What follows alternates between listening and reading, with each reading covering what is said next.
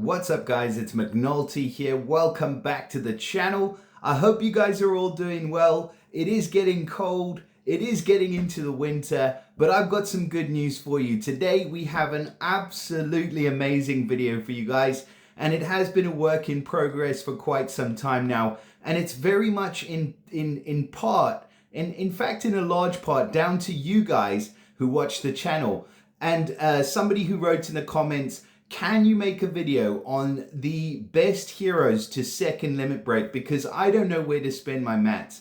And I think that is a massive problem for a lot of people in Empires and Puzzles. So we have done exactly that. So today we are going to be looking at the absolute best heroes to second limit break. And I haven't just taken this upon myself. In fact, I've put this to the whole community that we've started on the Content Creators Oasis.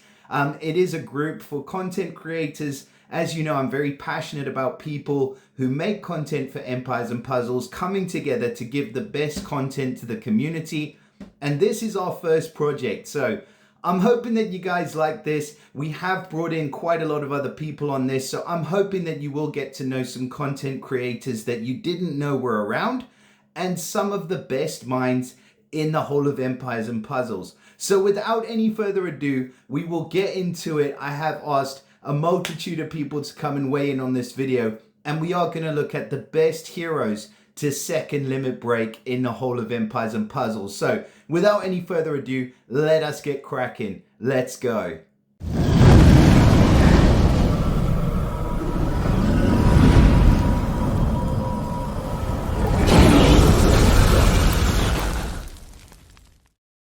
Right, so just for a little bit more context as we enter into what looks like the Sanctuary of Gargoyles, we are going to be breaking these heroes down and we are going to be giving opinions today. But what we're going to do is I've asked each of the content creators to pick out their very favorite second limit broken heroes and to explain a little bit about why. So I am going to kick it off with my favorite, and then I'm going to completely hand the floor to all of my fellow content creators. So I hope you guys enjoy the video. We'll get started with the first of them right now.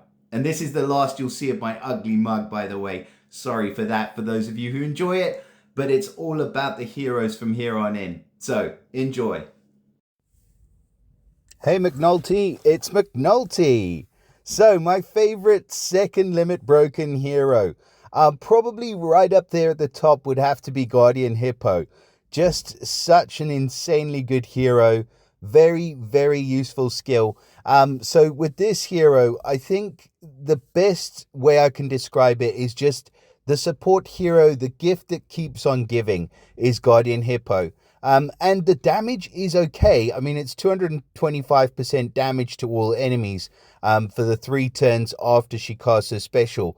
But where she lacks is that attack stat, and giving her those second limit breaks, she's actually one of the few older or slightly older heroes, I would say, that actually really benefits a lot from giving the second limit breaks. I'm not a huge fan of the Fiend Resist, so the Ether talent for Guardian Hippo could definitely be better. But I don't regret second limit breaking her for a second.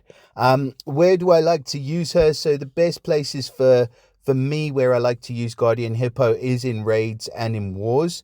I just like to put her as part of a heavy blue stack. So normally with Guardian Hippo, I'm using a 4-1 team. And she is kind of the crutch of that team. Or what's the word I was looking for? The clutch player within that team. So I fire Guardian Hippo off first. I actually use her alongside a couple of healers. And the nice thing about Guardian Hippo is that she can make the healers do damage.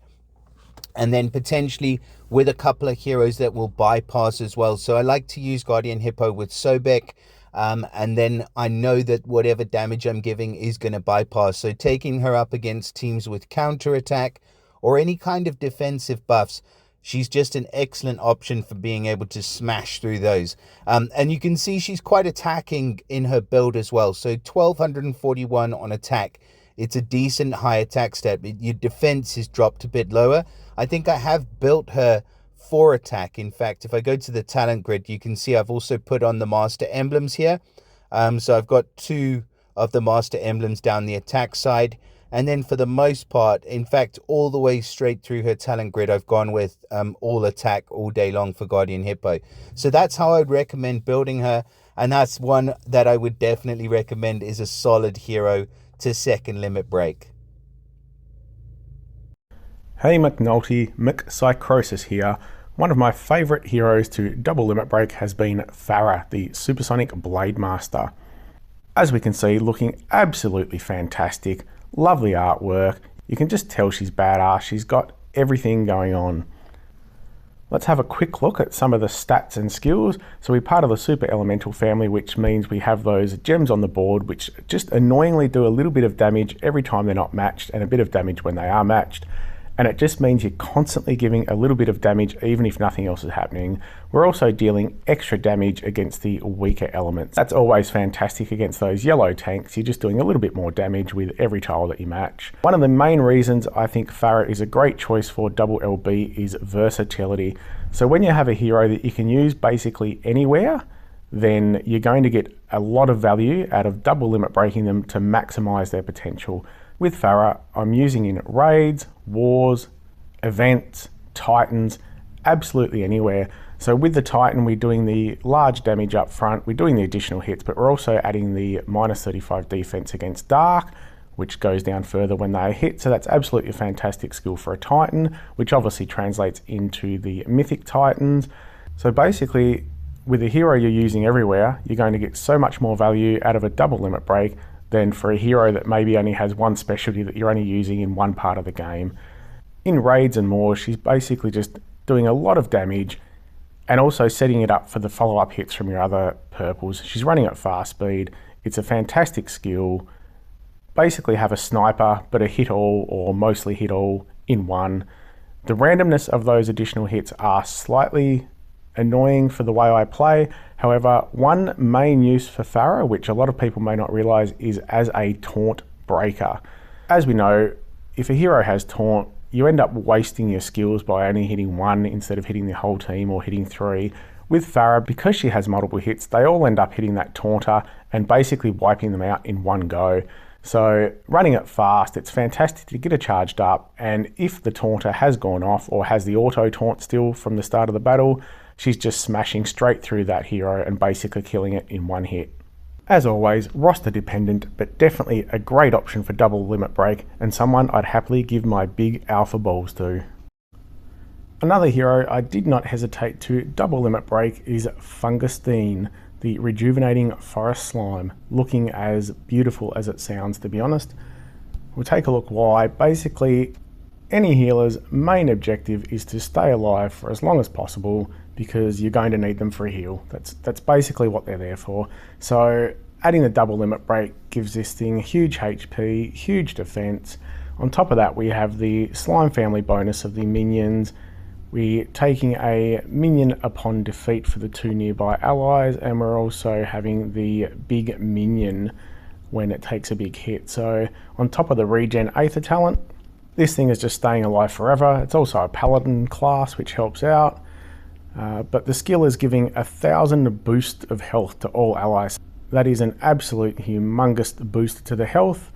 On top of that, we're getting Sticky Surface, which allows you to steal one random dispellable buff or growth from an attacking character. So that's the key word there, is the growth. With the goblins in the game being so good with the growth mechanic, and someone like a Grimsteel, for example, adding like 400 attack each time he goes off, this little thing is fantastic. And I think it will be valid for a very long time due to that fact. It's stealing not only the normal dispellable buffs, but also that growth. So one main place I use this thing is in wars. You may have seen it if you've watched my channel before. If not, head over now and check it out. Gently caress that subscribe button. But I'll take this against Grimsteel, especially in the rush wars.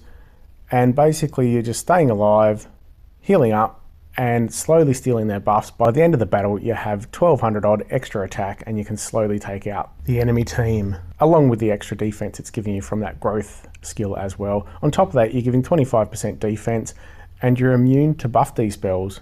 So it's just giving absolutely fantastic survivability, to steal one of McNulty's words, to your whole team, to itself. And on top of that, you're actually stealing some of those awesome things that the enemy have. Hence, it's a no-brainer. Use those alphas. She's so good, I'm actually starting to level a second one. Another absolute no-brainer for a double limit break is Sludge, the Singing Tavern Slime. Basically looks like a half-eaten jelly baby, has had a hose shoved up its butt, and has just been expanded with water until it's about to burst everywhere. Regardless of that, she's absolutely fantastic.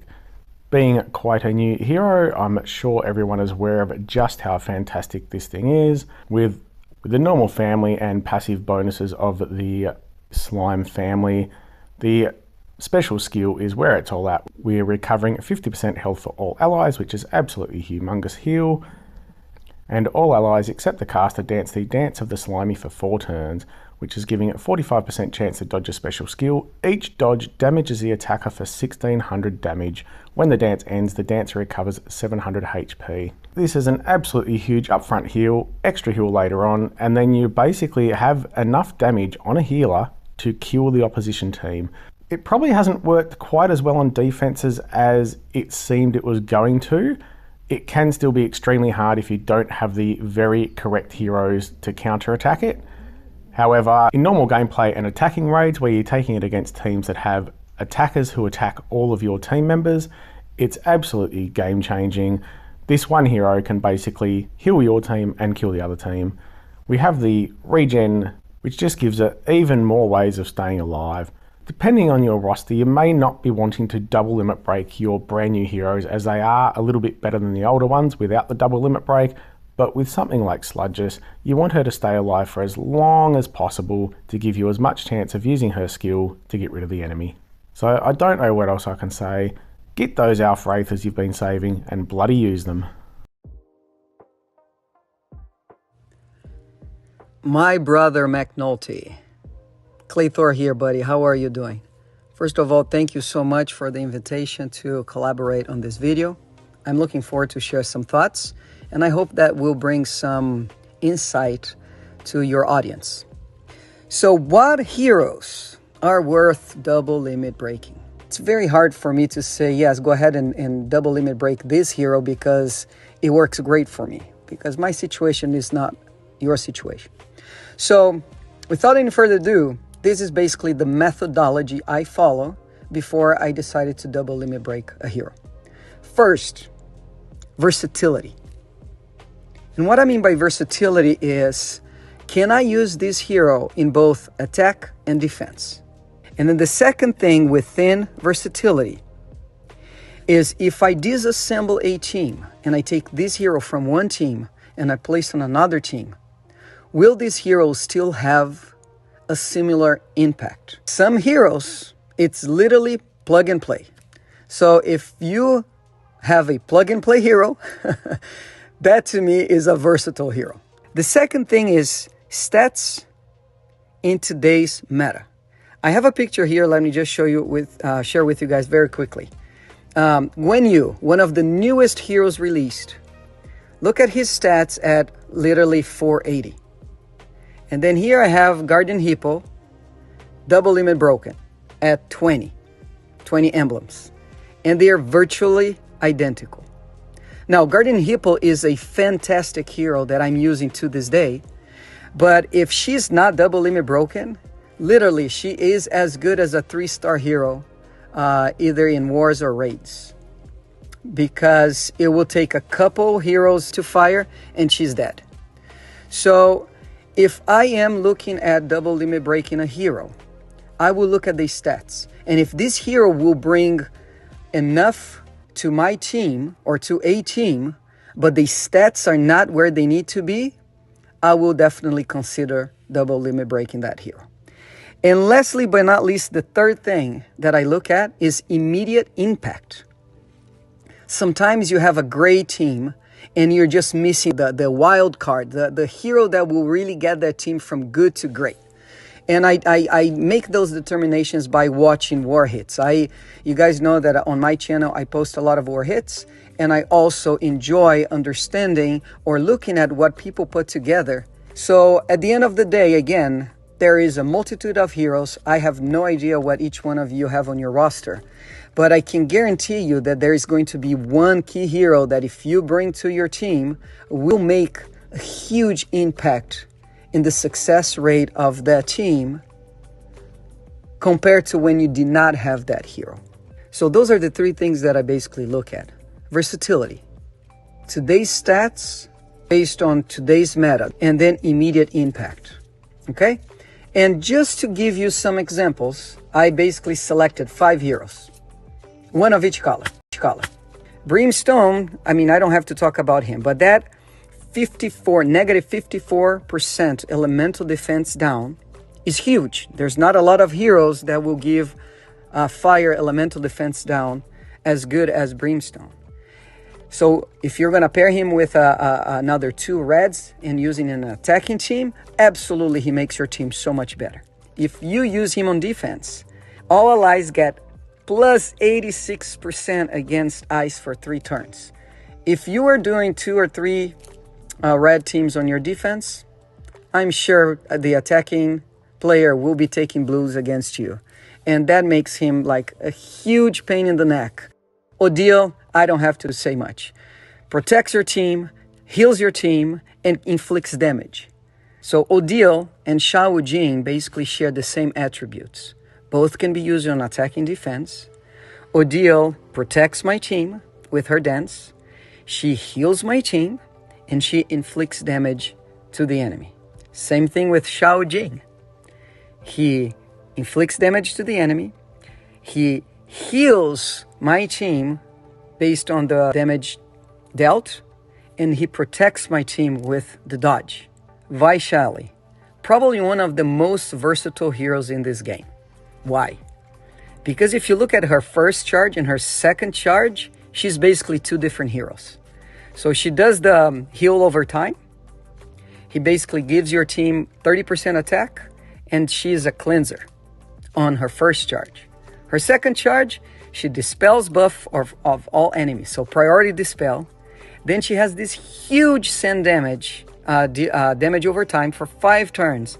And then she weakens the team with minus 45% attack for 5 turns. And then we have the last hero here, which is Custom Athena. Now, Custom Athena might not be the best hero on defense. She's an attacking hero. But I double limit broke her in the merit of immediate impact. As you guys know, Pop Hit, Star Walker, Pepper Flame all got nerfed, where this additional damage, if we would change the defense down, used to trigger. Well, not anymore, unless you use a hero like Athena. So besides with the costume, now she has great stats. I get an automatic 1,000 plus damage when you factor in legendary troops. So again, a hero that has made a huge impact on my blue team. All right, guys, that's it for me. I hope you guys have learned something. If you have any questions, please leave in the comments, and I will be happy to address them. And another big shout to my friend McNulty for the opportunity again to participate in this collaboration and share my thoughts on what heroes you should double limit break. Talk to you later.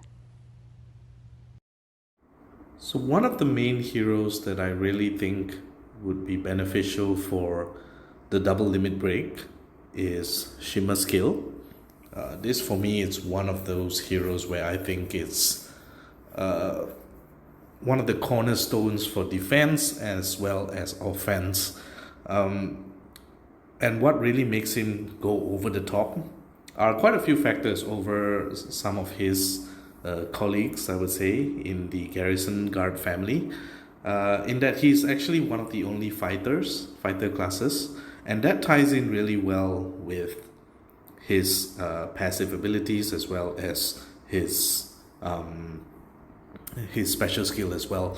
So if you look, he has the Guard Rally. Every 4 turns, you remove all wither effects from all allies. This only happens when he is still alive. So when he's dead, this Guard Rally turns off, and you don't actually get to remove wither from the rest of your allies. His resist mana reduction is also really good against heroes like Lemonwood, which may or may not have a adverse effect, but I think it's better against heroes like Menya, heroes like Waterpipe, heroes like Luna, for example. Really strong to make sure that you don't fall a tempo behind whenever you are using him on offense. His special skill, Rude Awakening, I'm not really focusing too much on the damage percentage or the amount of damage he outputs, but Shimmer Skill, as one of the only heroes alive in your offense team, can still take out quite a number of heroes as long as you're able to reset the Mega Minion. 300% attack, which gives a spreading bleed damage, is actually really good as a kind of like a clutch hero that stays alive at the end of your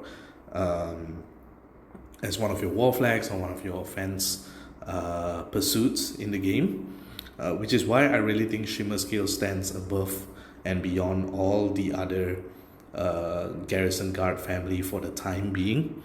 Relevant Alpha Aether special as well, attack up is really good, and overall a really solid hero. I've opted to go plus 25 on him as well, just because I'm using him on defense in almost every war.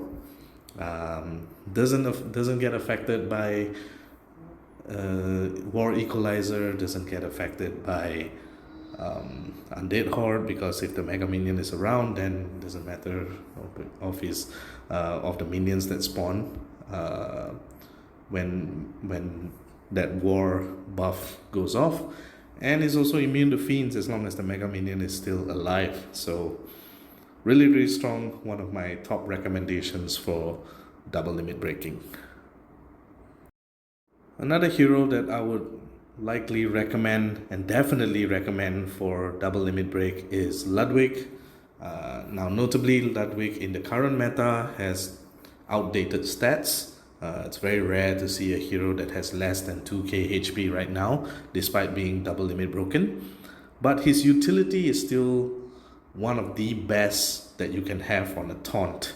And let me explain why that is. Usually when you have a taunt, you can look at all the other taunts that they have. Krampus, Black Knight, Queen Anne, there's the new yellow taunt as well, which is slow speed, I guess. And then there's Rhinglow, I think, which is one of the taunts as well. A lot of those taunts don't really provide a game-changing buff to your allies. I mean, if you look at Queen Anne gives mana generation to all allies, which makes her, I think, one of the closest you can get to Ludwick, and that she applies that effect to all allies. Forces is also another one. Forces gives minions, but those minions can be removed if you're not careful, and then you run out of options, and you run out of the utility that is given from Forces. But Ludwick, the presence of Ludwick when he fires really requires you to have either 2 Dispellers, or you need to take out Ludwick as soon as you can before he fires. Now that makes him amazing in defense, especially in rush war defenses, and he also becomes really good in offense teams where you can run him with a hero like Znolfot or any mana boosters that will get him to fire quicker than the 4 matches that you require. And all of a sudden he's helping 2 allies fire again and again, and that makes him really potent, especially when you're pairing him with allies or heroes that basically can help you change the tide of war. Having the Autoton, now Autoton has been nerfed to the ground these days. It used to be 6, and then they nerfed it to 4, and then now they nerfed it to 3. But it's still becoming one of the best alpha power-ups, if you would call it that, just because you have an insurance for the first 3 turns, where you can just dump tiles into a big hitter, for example, a hitter that hits all within the first 3 turns. You have that, safety assurance with an auto taunt. Not forgetting that if you pair Ludwick with a family, so the wolf family, there is a chance that you make any of the buffs that he casts undispellable, which means he can go from having these taunt becoming this undispellable, the defense against special skill becomes undispellable, or the mana gain from nearby allies becomes undispellable, and that becomes really, really strong. So I think Ludwick, even in this day and age, is still one of the best taunts in the game. I don't think there's any taunt right now that comes really close to what Ludwick is providing in terms of utility, in terms of the unique ability that he has. I think no other taunt has come close to this, and it's remaining my top favorite taunt that I would double limit break. So if Bernadette is the queen of Rush Wars these days, I think Siegfried is the king of Rush War defenses as well as war offense in this day and age. Siegfried is one of those underappreciated heroes, underrated heroes that not many players have found success with. A lot of them don't really know the specifics or really know the mechanics of how to use Siegfried. But if you know how to use Siegfried on defense or on offense, then he becomes one of the best heroes that you can play around with. The idea for Siegfried has always been to make sure that your allies stay alive, while he himself has a resurrection buff, where if you try to kill him to remove the buffs on your allies, he actually gets to resurrect himself, which is really strong. And when he gives the buffs that he gives, the Dance of the Heron, it makes them counterattack. It makes your allies counterattack with 130% of the damage received, and received damage, incoming damage is reduced by 35%. So that essentially makes your team completely and almost unkillable as long as his buff stays on. And the best part about him is, if you try to override the dance, chances are you're just killing the hero that you're using to override the dance. You look at heroes like Phantom of the Opera, you look at heroes like Christine, all of those deal significant damage that if you try to override his dance by using their dance, chances are they're just going to deal damage to themselves because of the counterattack, and they might even die from it. In fact, when Siegfried first came out, a lot of the mechanics that were going into fighting Siegfried in Rush Wars has always been to use the 4-star Raoul, and not many people would have that level and using that particular hero for Rush Wars, because it reduces your offensive capabilities when dealing against Siegfried on defense. And the idea of setting up Siegfried as a Rush War defense flank, as long as you can pair him with any other big hitter or big healer, if you have Grimsteel at tank and you have Siegfried as the flank, chances are your team, you can just pair the rest of them with hitters, and you can potentially keep Siegfried alive. And if you want it to be even more painful, the idea of trying to get rid of Siegfried, dealing as much damage as you can to him before he tries to revive, or even as he revives, if you have someone like Russ, for example, at the wings, and because Siegfried will most likely have the lowest health, Russ will keep him alive by having the cover on him, and all of a sudden you will need to try to kill Russ first before you try to kill Siegfried, which ultimately makes Siegfried one of the best utility heroes when it comes to Rush Wars. And even on regular wars, when you pair him with, say for example, Mewin Ni, Toxicandra, any hero that basically gives him the ability to fire in less than 12 tiles, all of a sudden he's making your offense team unkillable. And at the same time, if the defense team that you're going up against has a lot of hitters, a lot of AoE hitters, has a lot of hard hitting heroes on them, chances are that if Siegfried fires, you just need to watch them die as they hit you because of the counter attack. So I think Siegfried, for me, in this day and age, it's one of those, again, unique heroes that is definitely worthy of double limit break. And as you can see, I've also have him at plus 25 just because he is one of the most unique, fun heroes that definitely shapes up the meta in this current day and age. Hey everybody, 3KO Games here.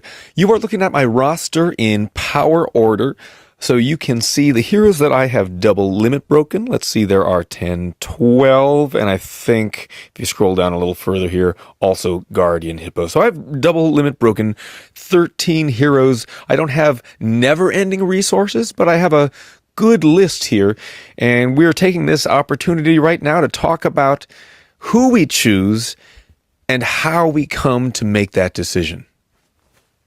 The first hero I'd like to talk about is Shay Zi Jing, that powerful scorpion lady that was queen of the tanks for a minute. When I chose to double limit break her, she was one of the premier tanks in the game, and I guess that brings two lessons with it. One, if you have somebody that you love as tank, they are definitely worth considering a second limit break to. It's going to make your war defense stronger, and that's going to be better for you and for your entire alliance. They get a boost in stats, and if it's the right tank, they will have a nice ether talent. Shay Zi Jing's ether talent is not bad. It's not the best, but it definitely works to her advantage when an opponent is trying to take her out, trying to get those tiles, trying to get some hits into her right away so she's not a problem, doesn't get that poison damage off, and she's going to strike right back at everybody trying to hit her at the beginning of the match. Pretty great. The other part of the lesson here is that you can sink a double limit break and a bunch of materials into somebody, and then suddenly they won't be quite as fashionable. The double limit break broken stats can help them hang on, but obviously, we have all these gargoyles and astral elves that just ignore the poison damage. But I still love using Shay Zi Jing for that priority dispel, especially of dodge, and for the poison damage for those who can get it. Next up for me is Toon Domitia, and I think my quick advice to everybody is, if you have a 5-star Toon, it is worth a limit break. Stats alone, they're just out of this world. If you take a look, my top 3 in power are Vivica, Domitia, and June Toons. Running in the mid-1400s. Even some other heroes that are pretty relevant, Scoria, Poppet, Lemonwood, double limit broken, and their stats are, close to 100 below. So the Toon's stats are going to remain higher than everybody else's in the game for at least a little while yet. So if you've got the resources and you have a Toon, consider it. Domitia in particular, I love that big hit to 1. She can really snipe somebody out. We get plus defense against Holy, which is fine, I guess. Deals extra damage against Holy, which is really nice. And although I wish this were at the beginning of her special, she does dispel buffs from target and nearby. And with her stats and with her snipe to 1, I've been able to find somebody who gets counterattack to 3 and just hit one of them, survive pretty well yet, and have all 3 dispelled. So that is Domitia. The final hero that I'll talk about is the latest hero that I double limit broke, and that is Varus, this green punishing owl. And I guess the reason I double limit broke him are one, I didn't have any other green heroes double limit broken. He seemed pretty strong, so let's go for that.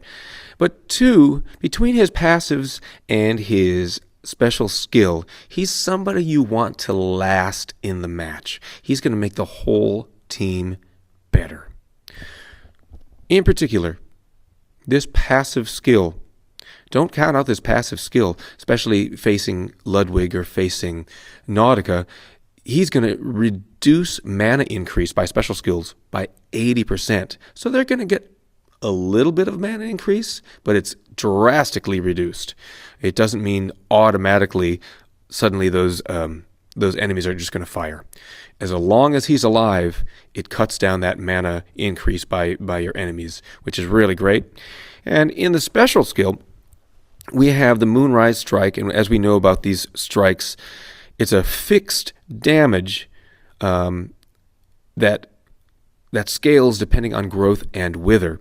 So if you can wait a little while and get that growth and get that wither going on your team, then by his second or maybe even third hit, boom, it's really, really punishing. Finally, don't forget about the last part of his skill here, negative 45 accuracy, all enemies for 4 turns. So you keep that going on, you keep their mana generation not going through the roof, and he's a pretty powerful hero that will help your team. Hello there, McNulty. So I'm just going to record this video to tell you which of the heroes I did for Limit Break 2. Sorry for my bad English, but I'll try to explain it fast. Okay, so first of all, let me just tell you that I am evaluating heroes in a different way than a lot of players do, mostly because I play in a top 50 alliance. This is a top 50 alliance, it's a local alliance, but yeah, every AQ and every mythic titan we are chasing top 100 or top 50, depends on how we feel at that particular moment. So basically I want to limit break as much heroes that I can use both on mythic titan or events or in wars, so not just for wars or not just for titans. So basically, yeah, that's why you see a lot of my comments on some of the heroes that you say are average and for me are maybe very, very good. So basically, first of all, Dark Feather.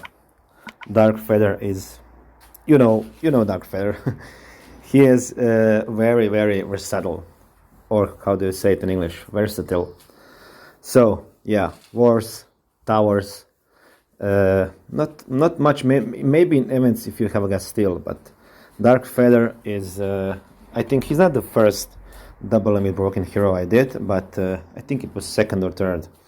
So everything I do, I almost do with Dark Feather, even the farming. So he is the number one. Number two, Changi.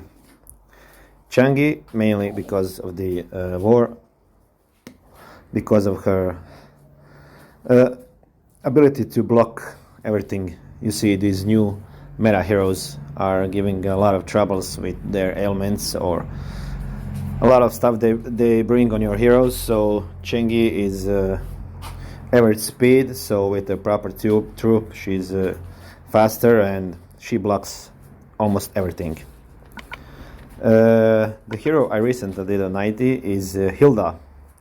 I wasn't going to limit break her to 90 at first, but once I saw this bleed damage that really boosts health, so yeah, she is very good both for wars and for titans because of her high damage output. Also she has this pretty dodge thingy, so she can be also used in war defense. Very good. Next one, Kagan. Toon Kagan, not the other costumes, only Toon, because I only use him. So titans, events, wars, rush, whatever you wanted.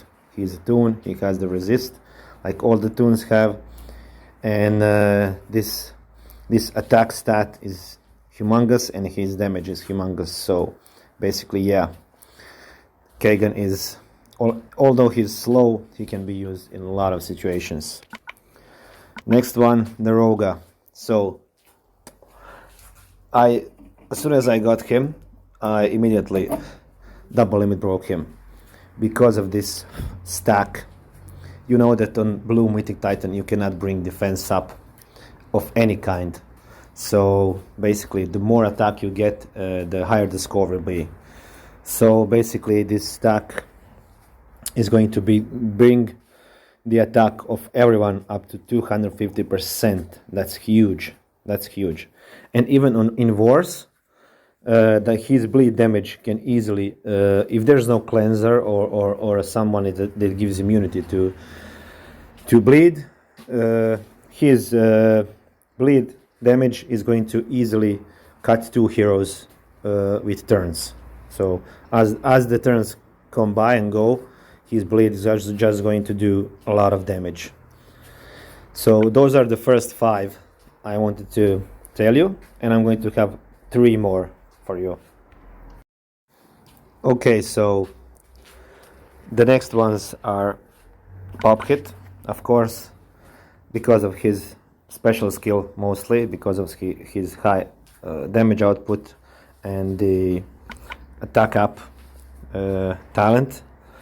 And yeah, he pairs well with regular heroes for defense down like Athena, so I use him mostly as a combo for war and for towers and events, legendary events. So you get extra about 1500 damage when you remove his defense down. So that's why I did him. So basically for wars and for events.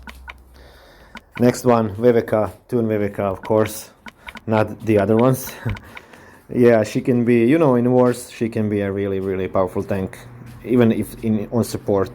So I basically only did her because in wars, at a time, she was one of the top 3 tanks. So yes, especially in rush. And of course you can use her both in defense and attack. So I mainly use her for PvP, nothing else.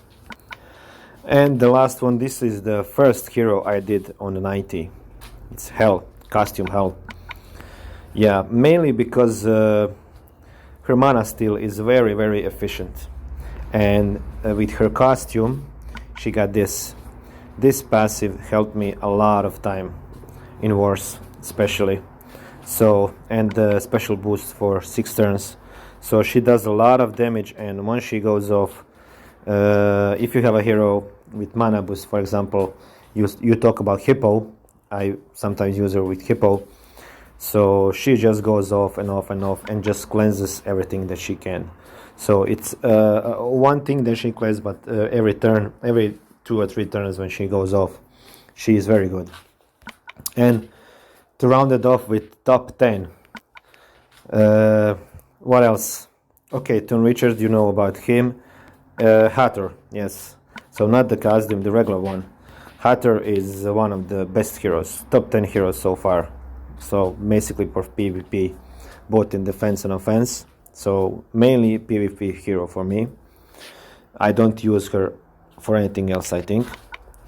And the last one will probably be White Rabbit. So very versatile for wars, for titans, and his passive, 50% chance to give a mindless attack can be very handy. Also special boost. So yeah, he will be my number 10 for double limit break, but with costume, of course. So only thing is you need to watch when you're using costume and when you're using the regular one. So for titans I use the regular one, and for wars I use the costume one because he hits 3 targets, and this one with defense down, and this one only does it to 1 target. So yeah, that will be my top 10 for double limit break. I mean, there are a lot of other heroes, but I don't have them, so I don't know what to say about them. So yeah, basically top currently I think Nautica and Bernadette. Bernadette is extremely painful. So Nautica, Bernadette, and the purple opera guy, don't know his name, he's extremely good. So that will be the top heroes to limit break in my opinion, but I don't have them. So yeah, peace out, and I hope I hear from you soon. Bye. Hello guys, I hope you are all fine. It's Williams here, and thanks McNulty for offering the collaboration to discuss about what are our favorite heroes to block twice. So on this video I will talk about two of my favorite heroes that I use a lot in my wars. So if you look at my wars, you will always almost see Perseus costume that is used in today's current meta. For me, is really great hero. If you have him, you should not hesitate to limit broke him twice. Obviously, you can also add him talents up to 25, but I didn't do that yet, but maybe I will because it's really strong. It's not only the damage at fast speed, which is really good, 355%, but what I really like about this hero is that you can pretty much prevent any healing from the opponent. So, for instance, if you have in your war a lot of defenses where you have to face Aether, where you have to face the Ocean Costume, Fungus, this type of really annoying hero that you can find in defense, if you manage to find Perseus first, you will be able to block any healing. You won't be able to block super minions from the ocean, but you will be able to block healing, and it will really increase your percentage of victory. If you manage to align other Legends family hero and have the right troop, you can even find Perseus in 6 styles. So it's really something to consider. Depending on your roster, you can build a team around Perseus and blue stacking with only 6 styles and have a really effective team, okay? And also what I really like is the Legend heroes, especially if you have the costume, okay? They increase these heroes in some balance updates, and Perseus can also dispel one status effect. So it can really be handy if you want to dispel as well. And last but not least, it is the best elemental blue defense done of the game, minus 68%. It's really strong. So you can have Perseus in 2 teams or mono teams. For me personally, I use him a lot in teams with 4 blues and a bard. And it's really effective that way. This team is really successful against any type of defense, especially defenses with Aether or with the Ocean. And it's one of my favorite team to use, okay? So if you have Perseus, obviously, if you have the costume, it's a really good hero. If you don't have the costume, unfortunately, it's not that great. So I wouldn't advise to use the base version, but the costume is really strong and is fighter class. So I had some reds or wars attacks where I was able to gain the red because he was able to resurrect from the talent. So yeah, really great hero. And second one that I wanted to discuss is Aether, especially if you have the costume, because with the costume bonus, you have the passive that is a guaranteed effect, so you can give all allies a small amount of mana. I would still advise to use the base version with a costume bonus. Why should you use the majority of the time the base version? Simply because it's a sorcerer class. So if you give her like a wizard troop or a cyclope troop, and you align as well a bard in your team, you will have the opportunity to fire Aether in only 6 tiles, which is so strong because you will have 4 turns of immunity again, all status elements from all enemies. So if the enemy will fire burn damage, bleed damage, poison damage, you really don't care about that. The healing is pretty strong because you have the passive that is a guaranteed, so most of the time she will heal 600 to 700 life points, which is pretty strong for a fast hero. Even very fast because we are talking about a 6 tiles possibility here. And she also has the resistance against mana generation. For me, the only case where you should use Aether, the costume version, is if you align a lot of heroes where you can put fighter or ecclesiastic heroes with the legendary troop. Why? Because you will it will be beneficial for you to have healing turn by turn, and you will have like double healing from Aether and from the legendary troop. So that would be the only case where I would advise to use Aether in the costume version, but in the ecclesiastic version you cannot use her in 6 tiles. So that's why I prefer the sorcerer version. And what I really like is that if you put a bard in your team and you have other heroes with costume, you can have these heroes in 6 tiles as well, because Aether will give the mana bonus, so it's really, really strong. And again, this team has been really successful in all my wars. I think if I pull the data, I think this team has like 80% plus or more successful victory rate, and this team is like around 75-80%, which is really good. So that's it for me for these 2 heroes that I really like, Perseus and Aether. And see you soon for other videos, and thank you McNulty again for having this project between content creator. Thank you so much.